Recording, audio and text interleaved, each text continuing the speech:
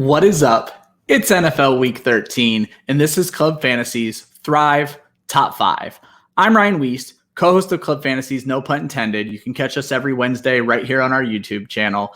And if you're joining us for the first time this late in the season, welcome. We're here to help make you some money. Please make sure you hit subscribe. We're doing giveaways every time we hit subscriber milestones. A quick rundown of what you can do with Thrive Fantasy, and there will be a link in the description for this as well. But Thrive Fantasy is a combination of player prop betting and DFS. Every week, they run a ton of different slates. They run a big main slate like you would see over on FanDuel and DraftKings, where you choose 10 player props, and they're all awarded points based on how likely they are to happen. That's not what I cover in this video, but we have a great article written every week by Chris Molina, where he gives you his 5 favorite picks from that main slate. They also have an option called the Prop Lobby, where you can bet on house props. It's player props that go down every Sunday, and they multiply your money. So you have to get every one of them right, but if you get 2 out of 2, you get 3.6 times your money. 3 out of 3 gives you 6.2 times your money. And 4 out of 4 gives you 11 times your money. And what I do in this video is I give you my 5 favorite props from that prop lobby, and you can make any combination of these you want. I typically hit 3 out of 5 every week. I'm still waiting on a 4 out of 5 or even better, a 5 out of 5. But if you pick the correct 3 or use your own, you can get 6.3 times your money. And more importantly, if you hit 4 out of 4, it's 11 times your money. So there's a ton of money to be made, and you're not competing against anybody. It's just picking props that are going to be right every week. And again, in this video, I'm going to give you my top 5. So let's go ahead and jump into it.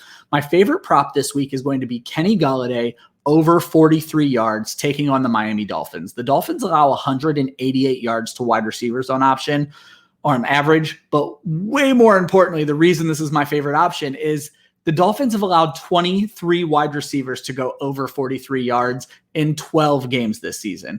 Galladay has only played 8 games, but he's went over this mark 4 times this season. In my projections, I have Galladay at 57 yards, well over this number. It's my favorite option this week. Number 2 is going to be Jacoby Myers. Now, this is happening on Monday Night Football, but Jacoby Myers over 42 yards against the Bills. A lot of people are going to look sideways at this one. The Bills are only allowing 119 yards per game to wide receivers. However, they've allowed 12 wide receivers over this mark in 11 games, and Myers has done it in 8 out of 12 games. I have him projected for 48 yards. I'm not worried about this one. It is a Monday night game, so this might be the one you want to leave off of your 4 for 4 on Sunday and work this into a few other props. Number 3 is going to be Devonta Freeman over 49 yards against the Pittsburgh Steelers. The Pittsburgh's run defense is not what you think it is anymore. They've allowed on average 110 rushing yards to running backs this season in maybe not in every game, but 11 running backs in 11 games. So on average, every game, a running back has went over 49 yards against the Steelers. Freeman, it's a little sketchy. He's only done it 3 out of the 10 games he's been with the Ravens, but a lot of those were kind of finding his footing. He's also hit 49 yards once. He needs to be over 49 for this prop to hit. I have him at 57. I'm very confident against a not great Steelers rush defense that he's going to be fine.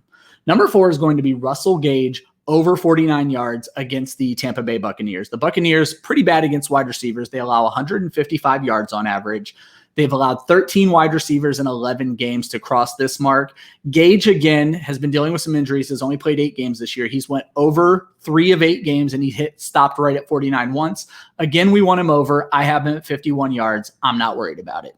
And then number 5, I always kind of have my sketchy pick for number 5. I do believe it's going to happen, but it's a little bit worrisome, and it's an under this week. I always kind of hate betting on unders.